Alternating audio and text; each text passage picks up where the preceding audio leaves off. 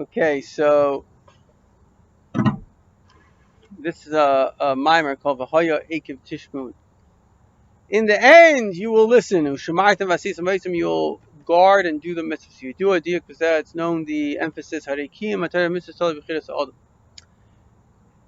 interesting that the Mamer is speaking about what we just spoke about. The whole point of doing Torah mitzvahs is dependent on the choice of man. So why did it say Vehaya Eikev Tishmun? In the end, you will listen. It should have said if you will listen. In other words, because it's a choice. Why does it say that in the end you will listen? The Pirish Haloshin who Shavade Tishmun. So God is predicting that you will definitely obey. So it's similar to what we're talking about. Is there free choice or is there not free choice? In fact, I mean it's amazing because we're talking about a verse that was written about our time. It's speaking about the end. It's called the heel of Mashiach, right before Mashiach. This is Eikev Tishmun Vada. You will definitely listen. The Torah promises in the end, Jews will do tshuva. V'soif Gulus, and the end of the goal. So miyad hein negol, and immediately they will be redeemed. So, God, we've done the tshuva. We're waiting for the redemption. It says in the Mamer, the Gimel Hashem is Tishmun Shmart Vasisim, that these three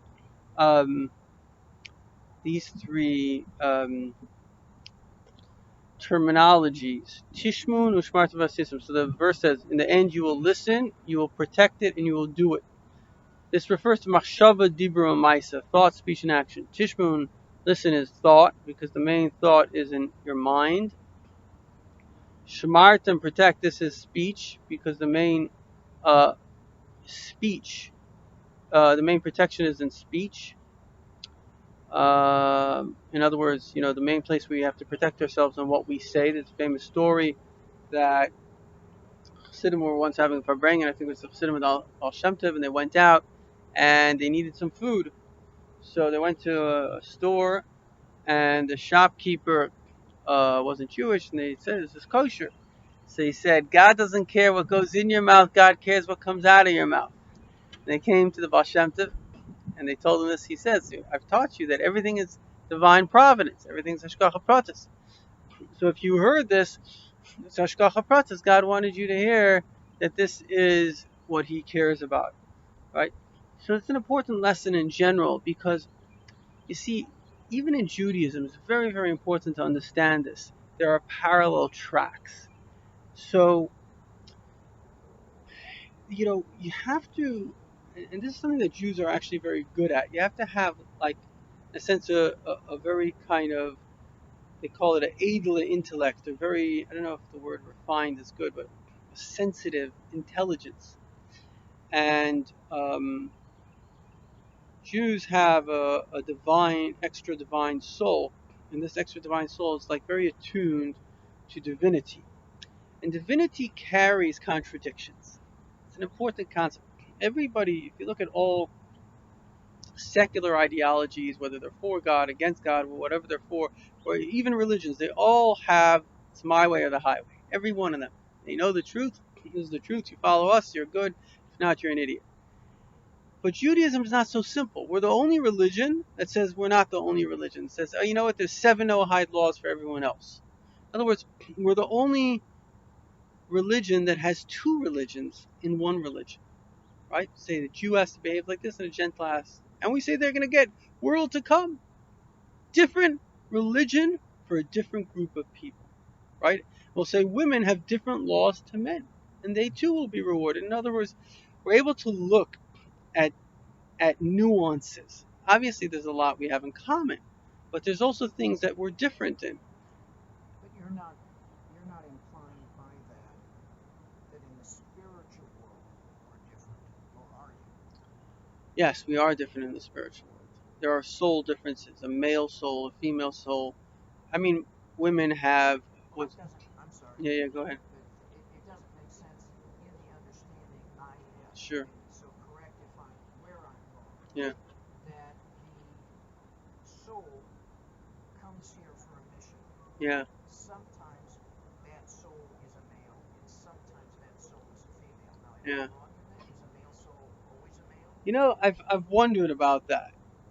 I don't know. I think so, but I'm not sure. Well, what happens then in homosexuality? I mean, today what we are seeing brought out of the closet, as it were, is not only homosexuality and lesbianism, which same thing, but the next phase, which is this transgender stuff, which actually maybe a step beyond. To me, it's just homosexuality, or There's a psychiatrist, a lady uh-huh, from Mayo Institute, so they're a pretty prestigious institute, right? right, So she said you could just as much treat a transgender with a sex change as treating an anorexic with liposuction. right. Yeah, I've heard that phrase, but I don't understand. I mean, in looking at it, and this is my lack of understanding, Yeah, and I hope it's not a lack of empathy, yeah, because it may be that, yeah. in all honesty. But if someone identifies as a woman and happens to be born a male, you would think that a sex change would be desirable, and a No, sex change not could at be all. done. Not at all. And what she's saying is that's not the case. First of all, But if you're dressing like a yeah. woman, you're acting like a woman. What if I identify as a wolf? As a wolf, And I go to someone and I say, I want you to put on fur and a tail. Is that gonna make me a wolf? no, it doesn't make you a wolf. But if you are a female, Yeah, you are, if you're, excuse me, if you're born a male, but you believe you're a female, yeah. it means you're attracted to males. And if you're attracted to a male, it's not necessarily a homosexual male that you are attracted to, but a regular male. In terms, someone who's straight You versus know a what? I don't want to go too deep down this. okay. I Okay. mean, I'm just I have what to say. I just don't want to. I want to continue on the mimer. go for it. Yeah, but I think that what is a critical fact, I think, is something very important, and that is that we don't get to identify in life. Mm-hmm. In other words, what Judaism is saying is that you have an identity, and if you, my father said a vart yesterday, a very profound statement. He said, "L'chol b'nei Yisrael haya or b'mayshvaisam." All Jews had light in their dwellings. Have light. It said when the Jews were in Egypt, the Chol B'nai Yisrael, that the Egyptians had darkness and the Jews had light. Okay. In other words, and this is a psychological fact, you are born, and this is the key fact. The argument is this: when you're born, are you born with a personality? Are you born with innate characteristics? Because all these, what I would call you, what I would say, what all these, I taught in university, so I have that was one of the best things that ever happened to me because it made me lose total respect for the intelligence of university. Obviously, there's a difference between science, which is provable facts, and theories, which is non-provable facts. I mean, theories are just as good as anybody's novel. Right. Sure. Point is, what they're trying to say is that there's no such thing as reality. Reality is whatever you want to make it. Identity, whatever you want to call it. But that's not true because we're born with innate. I don't see a lamp. How's the knee?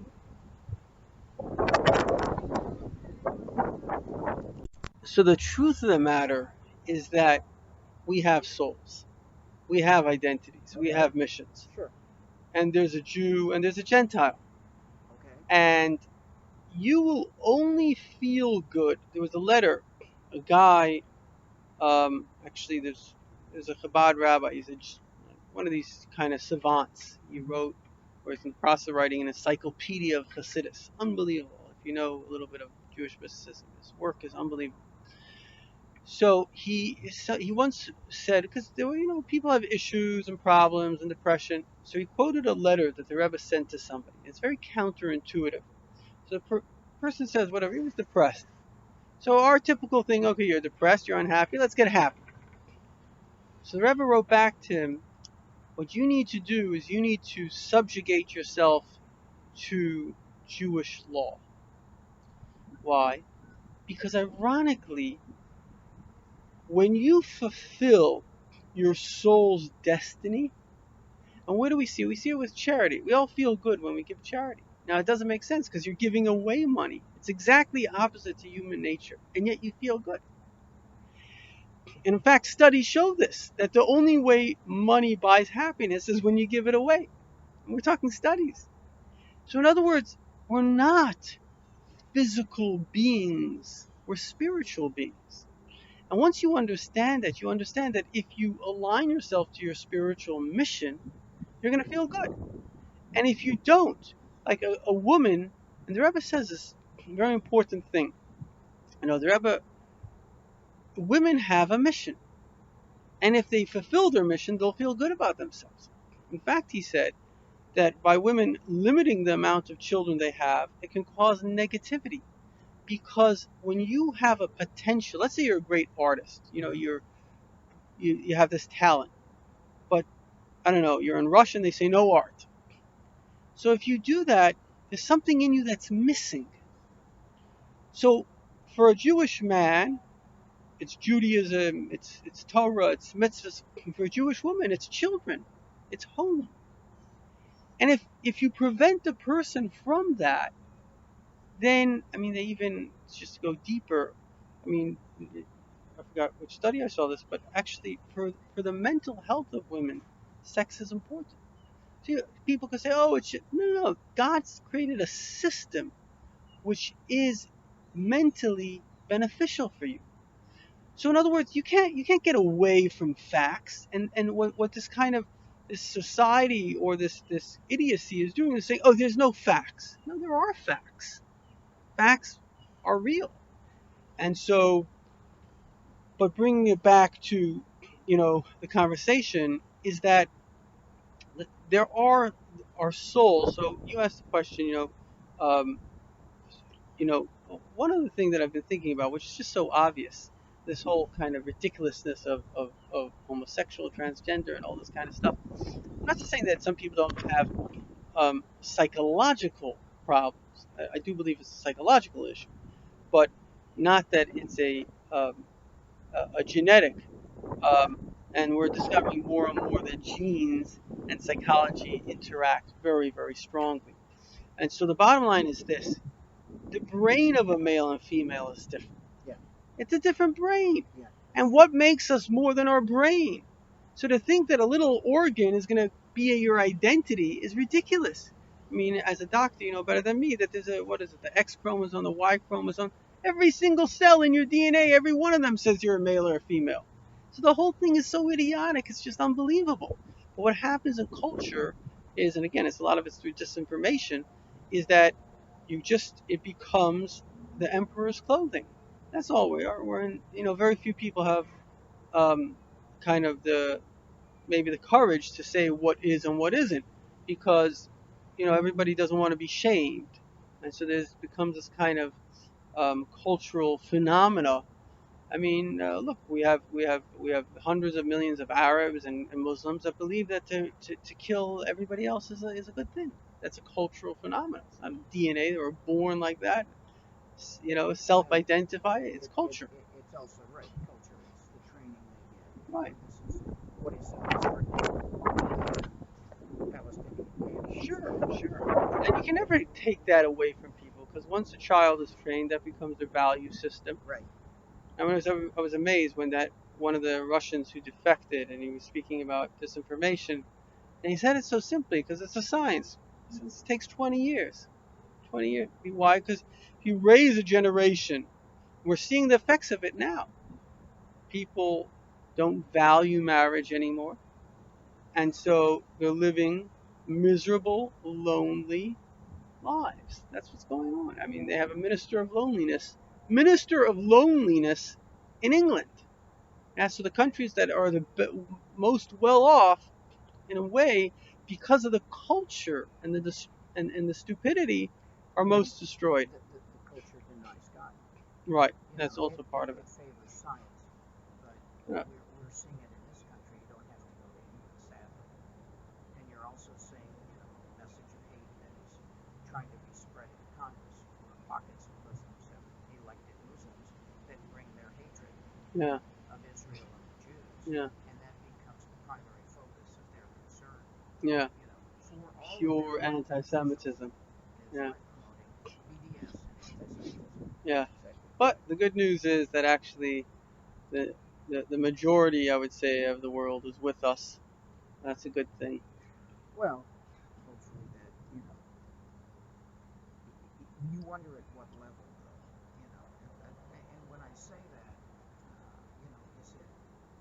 is it superficial level or is it deep that they actually believe in, or do they see it as a temporary thing? In other words, you feather my nest and I'll be for you, and if the next guy feathers my nest, I'll be for him. We supported Osama bin Laden in his fight against the Russians.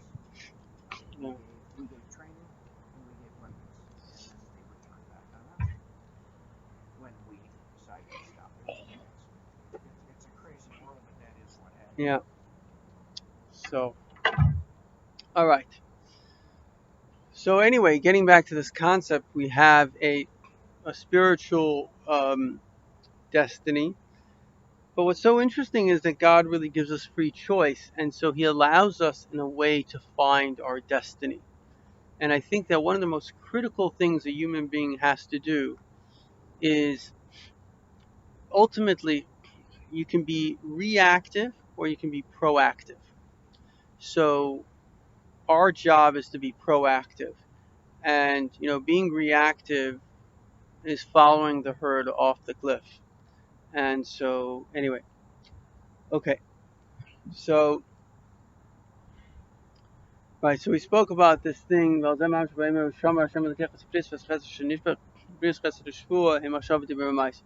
ultimately, like it says in the Tanya, what is our ability? Our ability, we may not be able to convert our desires, our pleasures. Okay, you may have pleasure in God, but you also have pleasure in other things. But you certainly do have the ability to control your thoughts, speech, and action. And that itself is enough. God is not looking for people that don't desire evil. He made us with those desires. He's looking for people that use their mind to discover the truth and then use their ability to control themselves and to do it.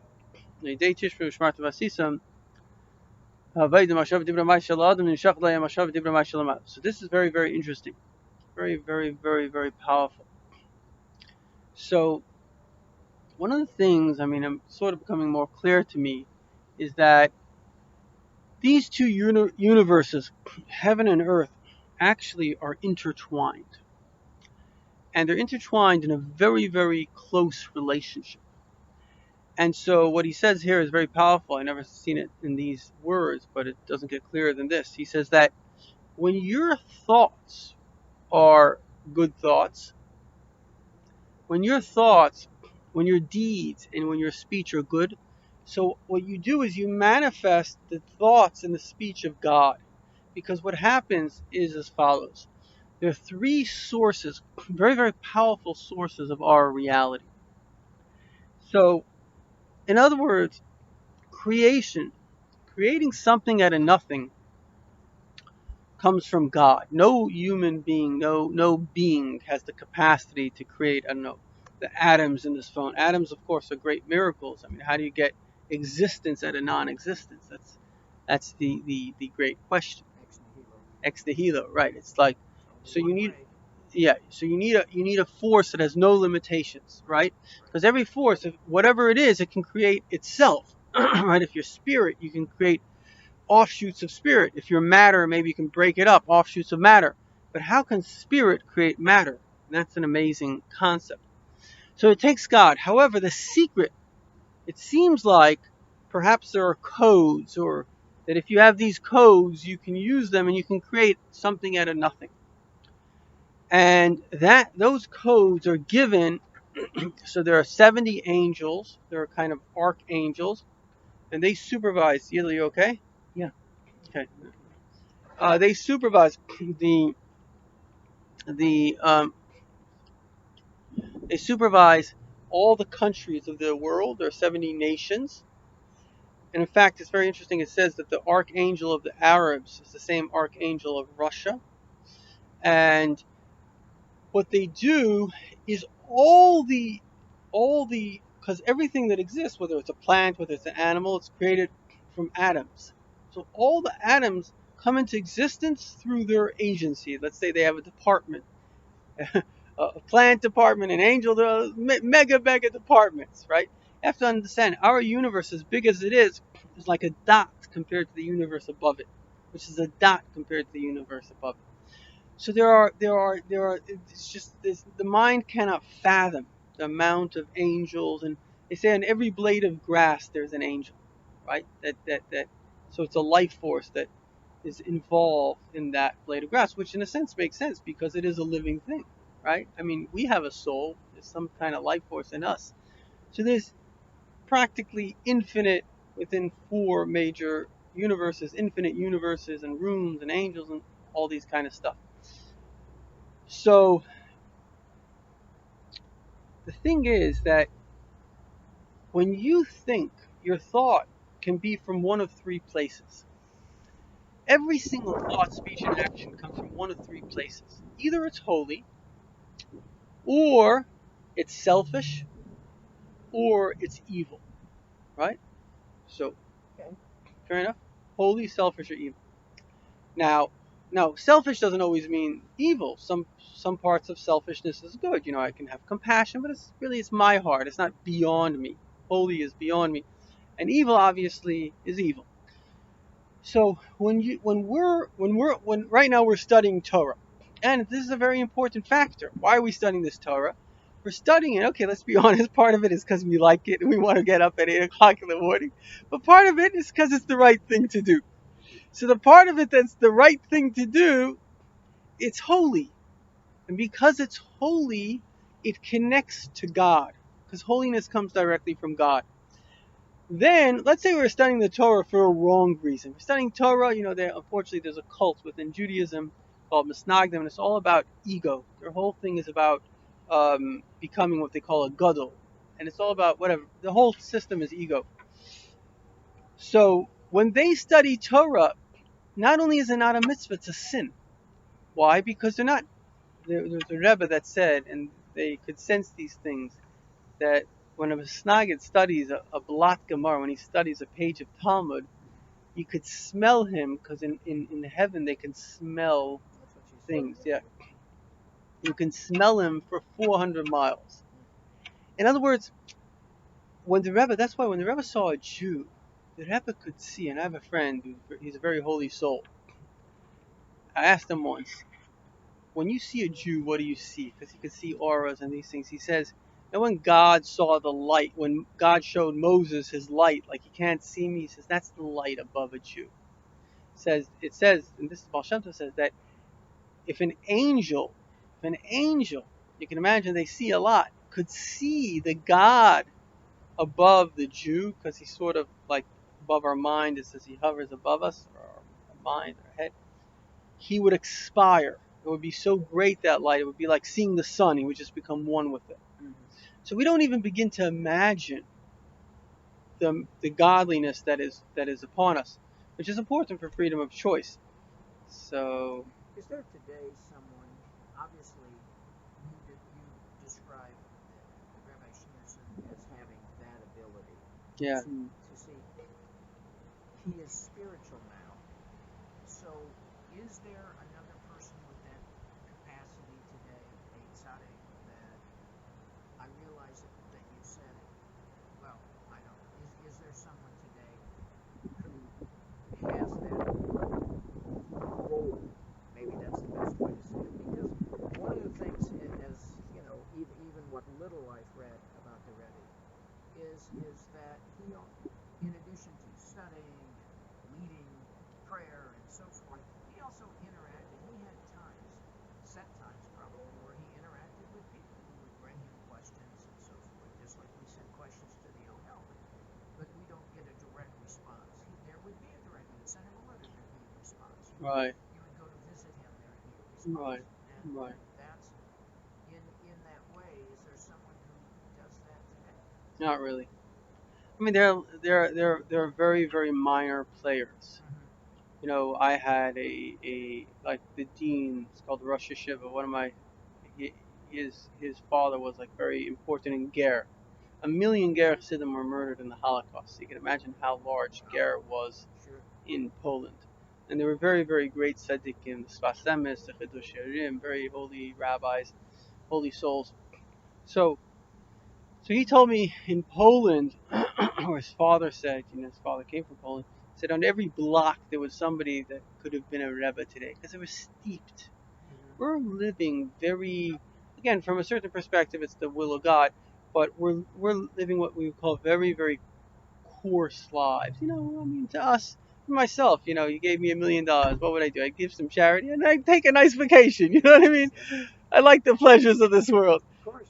So, not to And say that's a there's any, mitzvah. right, not to say there's anything wrong. No, It's a no, good thing. it's a mitzvah. But the point is, I'm not, that level of holiness where people that from zero to end were just steeped in holiness and had clairvoyance and or scholars and saints, very very few, if any, exist. I personally don't. I like if I needed a blessing, the only place I would go to is like the Rebbe, or you know, that's the only address that I personally would go to today.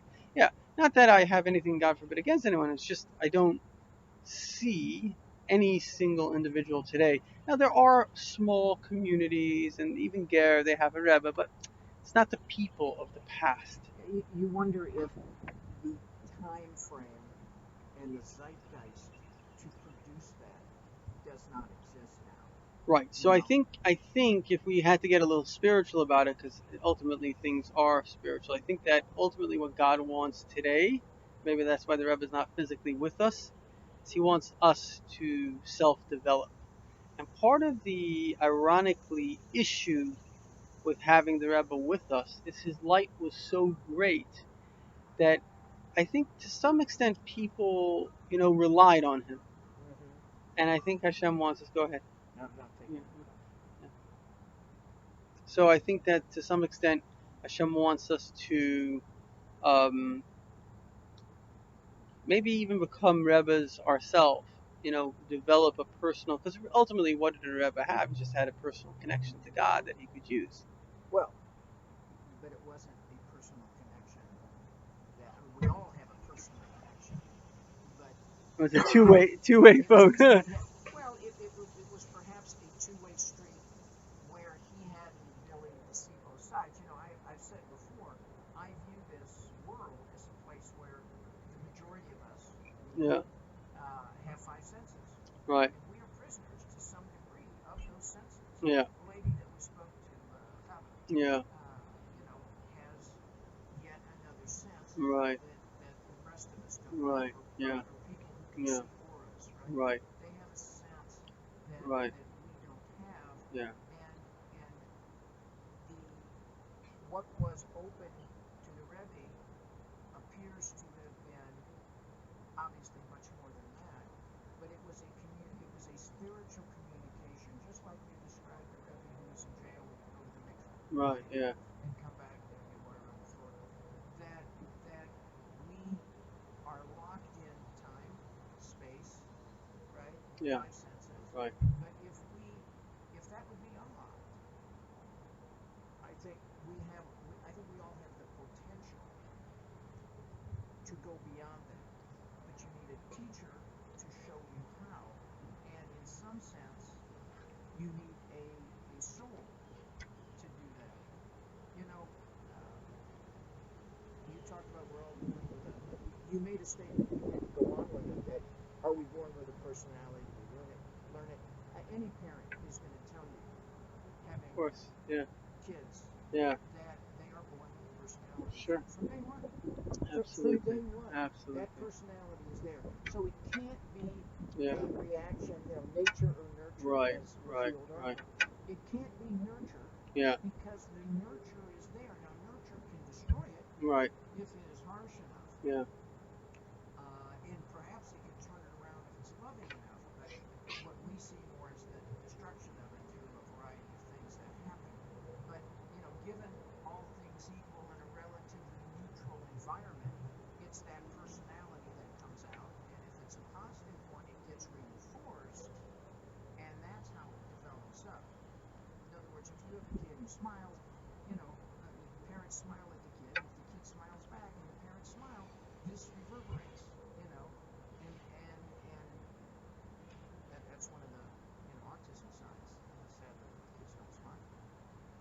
You know, I saw this. You should check it out. I think I sent it to you. It's called Nate. I think it's Naet. Okay. Unbelievable. This Indian doctor, and she basically brought like I don't know, like 10 different holistic paths. Mm-hmm. Unbelievable. So effectively, it seems like you have to see these videos to believe it. You see these autistic children Uh-huh. go from being autistic to normal, and it has to do with diet.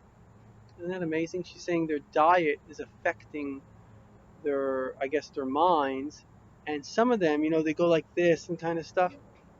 They couldn't see, so they were like in this little bubble, and by fixing their diet, she was able to fix their basically their physiology. With their physiology changing, their mind opened up. You see it. It's like seeing a miracle in front of your eyes. Wow.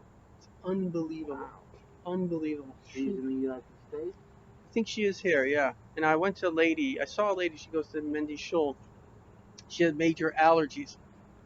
Nothing helped her, but this system helped her.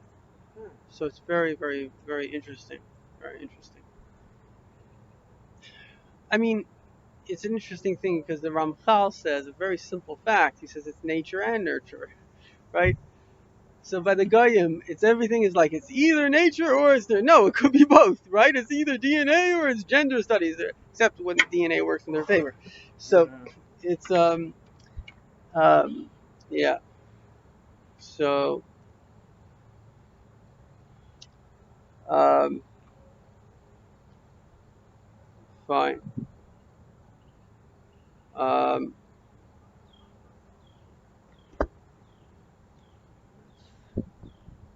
let's see here. Um, it's very interesting. I think that you were in here when we did the Mamer, but there's another Mamer which this Mamer speaks about that effectively there's the inner dimension of Torah. The inner dimension of Torah is compared to the Mun. Now the manna. Oh, Mana. Okay. Now what was unique about the manna? What was unique about it was that it says that it wasn't filling. That's why they complained. We want to go back. We want the cucumbers and the radishes. So in those days, like I guess every food was very special. So the manna, on one hand, was better than cucumbers and radishes. It says it could taste like anything, and it didn't have extra. It was like the heavenly food. It was like perfect design. Everything you need for the body. So the thing is, why wasn't it filling? Because it says "Ein doima." You can't compare somebody that has pas pasale. So in the olden days, people literally lived day to day. So you can't compare the guy who's eating bread, his last bit of bread, and he doesn't know where his bread is coming from tomorrow. It's a person who has a storehouse of bread. So it's a different. One feels satisfied, the other doesn't feel satisfied. So this is a very important concept because in a way, when we speak about parallel realities, there are parallel realities. The physical reality is something that satisfies us. In other words, you can figure it out. Okay, all I need to do is, let's say, get a job, or all I need to do is, I don't know, pay this bill, or um, actually, it's getting a little crazier, but ideally, the even Torah reality, you can figure it out. Okay, what do I have to do? I just have to keep kosher. This meaning it's graspable. You can grasp. I did it. I feel good about it. But then there's a parallel reality, which is the spiritual reality, and that's like mun from heaven. You can't figure it out because, like you study the Tanya, it shows you how great God is and how small you are. It shows you like, wow, this is like way beyond. There's something amazing and there's something way beyond my grasp. And that's the whole system of Hasidus and spirituality. That it's simultaneous like quantum physics. Quantum physics at the same time that it creates, because the physical reality comes from the quantum physical reality. So at the same time that is creating the physical world with all its rules and regulations and laws of physics which take us to the moon, and it all works. At the same time, there's another universe that none of it works. It's a different reality. And so there's a spiritual reality in which we're constantly, it's like the man from heaven. You're able to, and ultimately Mashiach is the merging of these two realities because God is the best of everything. So on one hand, you have the benefit of, it says Yom Shekuli Shabbos U'Menucha, a day of complete peace. We beat the evil, and we have, I don't know, the idea of Shabbos. We have our role in the world. We have peace. We have security. Everything's fine. But on the other hand, you have this constant growth. So you have two parallel realities going on at the same time, which is quite a profound concept. Um, so, do you guys want to go inside? I have to leave in half an hour, so I'm good. What about you, Yidel? You're okay? Okay, fine. So, Not good for you to get too hot. sure you don't want to? We can go in. Okay. Let's go in. Something seems